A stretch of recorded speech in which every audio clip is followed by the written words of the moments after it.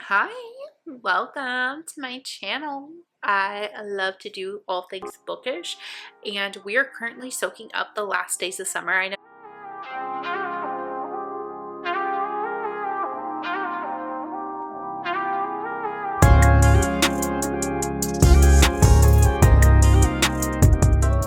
know it's, as of recording this today, it's September 24th, but I live in Texas and we just hit 80 degrees as a high today, like 86 degrees as a high today for the first time in I don't know when. For like the past couple of weeks it's been 90 plus degrees, so we are starting to cool off. So I'm just soaking in these last days, and then come October 1st it's gonna get spooky. As you can see, my 5-year-old has already started decorating my bedroom with fall stuff. So I'm wanting to read some summary books. I've already read the Summer I Turned Pretty series. I just finished that a couple days ago, and I'm currently on Beg, Borrow, or Steal. I'm super excited to start doing this and start giving my opinions on books. So thank you for being here. I'm so glad you're here to talk about one of the most popular book series out on the market right now, and that is The Summer I Turned Pretty. I only read this because book club was reading it and my older sister refused to read it, so I had to fill her in on it for book club. I read all 3 books. The first one, my favorite one of the 3, it is a good coming of age story.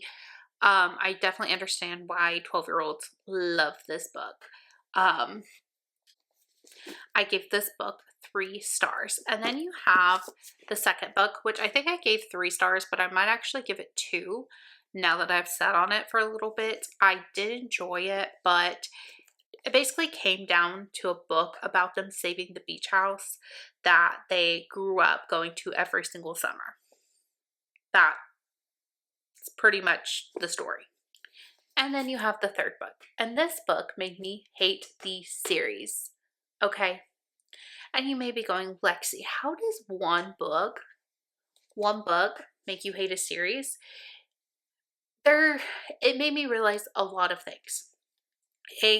I hate Belly. I hate Belly's character. I hate how she is so whiny. I mean, I'm a class A D1 top of the top whiner. I love to whine, but she is so annoying when she whines, and she whines about everything. And it's kind of like, it's known. She even agrees in the book that she's a whiner. There was a huge time jump of 2 years between the second and third book, which makes me feel like it was too much. It was too much of a time jump. And I realized that I did not like in the book where they keep going back to the past. Like the author keeps jumping back to the past to explain something about the story. And it's not just like a quick little flashback. It's like pages and pages and pages of flashbacks. And half of the third book is just flashbacks to stuff that happened in the spring and fall. And I know all of the books are based off of 3 summers of Belly's life, but I just cannot get behind how much we have to flash back in order for the story to progress. I don't need all the nitty-gritty details about the things that have happened. You can reference something in 2 or 3 paragraphs and it be okay. So the third book ruined it for me, and the time jump of 2 years between the second and third book, and then spending 50-60% of the third book just explaining the things that happened in that 2-year time jump. I think it was irrelevant to even write the third book. She could have expanded this across like 6 books. Not my favorite book series. I definitely understand why 12-year-olds like it. 12-year-old Lexi would have ate this up. I'm now reading Beg, Borrow, Steal by Sarah Adams, and I usually love anything that Sarah Adams puts out. I'm about 25% of the way through this. It is about 2 arch nemesis, and they've been arch nemesis since college. It is between Emily and Jack. And when Jack moves off this previous school year, Emily is like, oh my gosh, perfect. Love this. I can finally be free of him. And Jack goes and he goes, oh, I actually miss Emily. So you kind of see Jack realizing first that he has feelings for her, and he moves back to town because he loved working in the school district, and he loved the small town connections of like everybody knows everybody. And like you could see like he wants to be a part of this life, and he is like curious about his feelings towards Emily because he longed for Emily and longed for their bickering. So he's moved back to town and he becomes neighbors, next door neighbors to his arch nemesis Emily. And Emily is doing everything in her power currently to get him to move out. But according to the back of the book, that's not even the plot. That's just like a subplot. That is just explaining the relationship between the two of them. The actual plot of this is that Jack, we have to keep these couple things in mind. Jack is actually a writer. He is a writer and nobody knows it. And then you have Emily, who is just like a novice beginning romance writer. Well, she ends up sending her manuscript for her romance novel to the wrong person. And then she gets Jack in to help her. So they become partners of crime, for lack of better wording. They're partners in crime and getting her manuscript back. So I'm on page 105 right now of this book. So I want to see where it goes. It is a long one and it has tiny little text. But I will let you know when I finish this book how I feel about it. I finished Begged Borrower Still yesterday and I gave it 4 stars. I enjoyed the book. I felt like it went on a little too long and that we got to like the climax of the story too fast.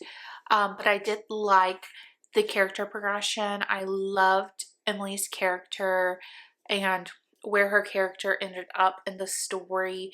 I could relate to her in some aspects. She's just like this perfectionist sister that needs to be strong for everybody, and I relate to that, like the feeling to always be strong and not rely on other people, and you just kind of, you're always just trapped within your emotions. Like she talks about it going into her doom chest, and I always say I have a doom closet inside my head. So I definitely could relate to her on that. I ended up liking her character towards the end of the book when she started mellowing out a little bit towards Jack, but it took me a really long time to get there. Maybe that's why the book took so long, so that we could slowly see the progression into her character being more mellow.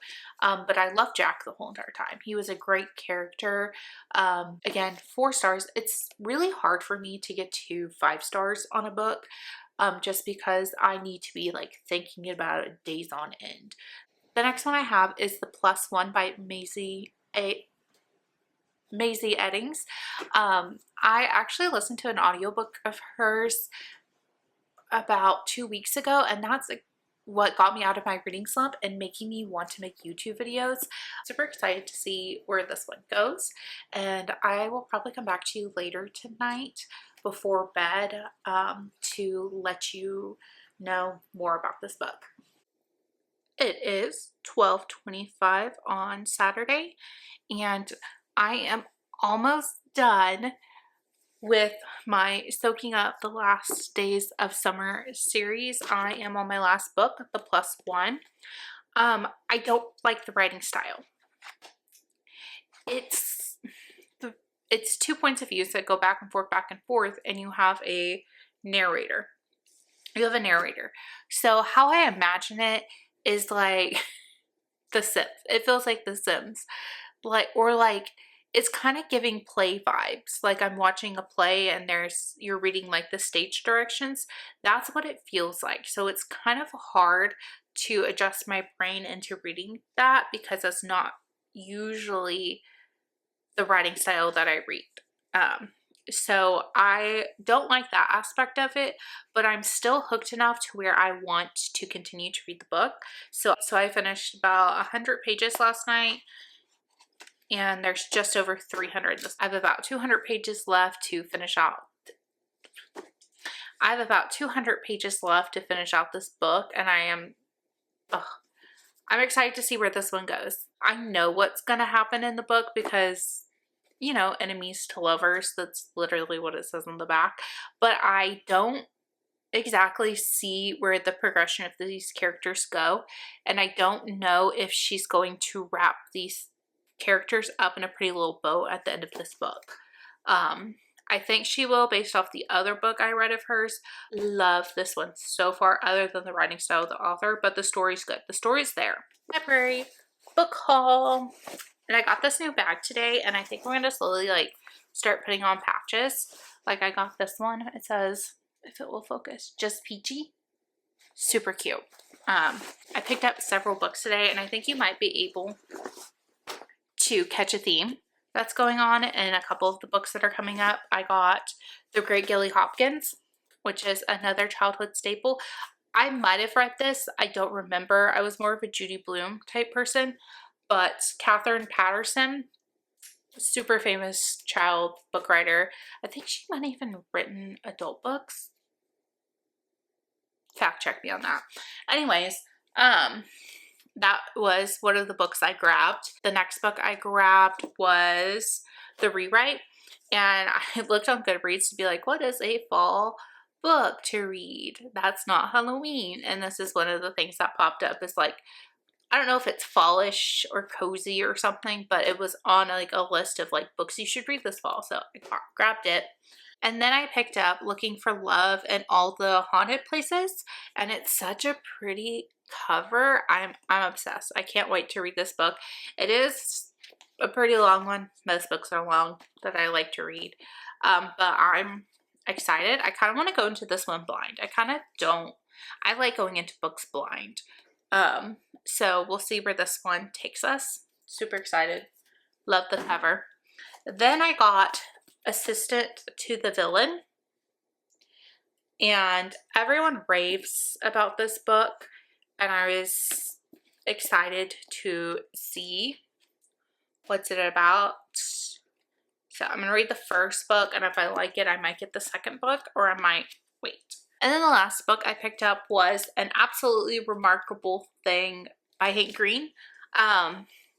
I wanted to read these books whenever he came out with the second one, and I just could never find it in myself to purchase them. So now that I'm starting to use my local library and take advantage of it, I wouldn't say take advantage of it, but use its resources and stuff, and like putting things on hold, it makes me want to read more, because before I would get into like these reading slumps because I owned the books, and if I didn't like it, I still felt the need to read it all the way through, even if I hated the book while reading it, just because like I bought it with my money. I don't need to like waste the book. Like I spent $15 on a book.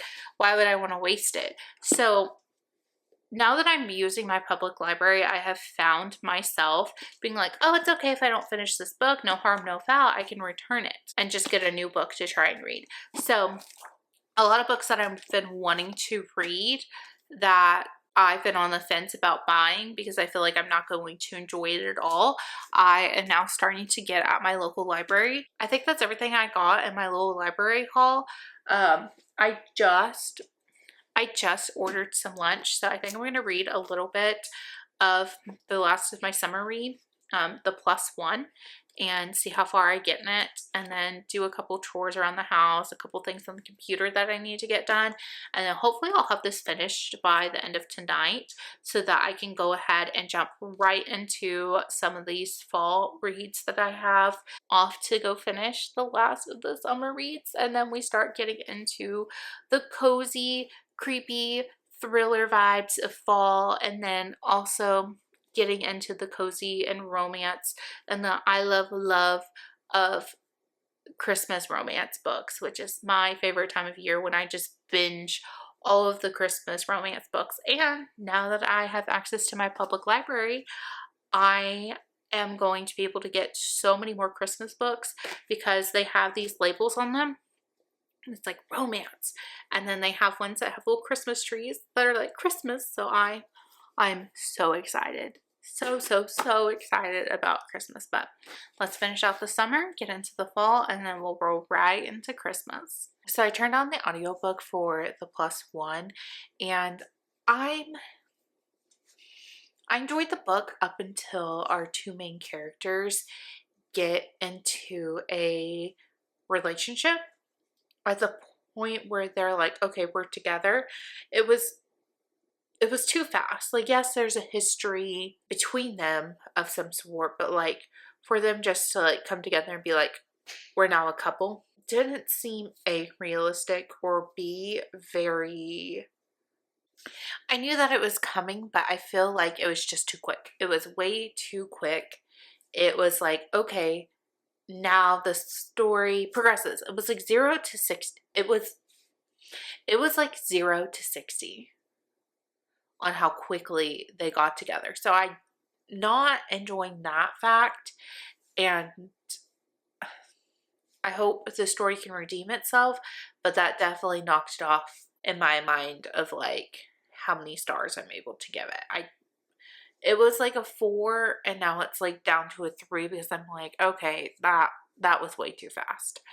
So I'm gonna try and finish this. I think I'm right around 200 pages. Yeah, I'm at 194 currently.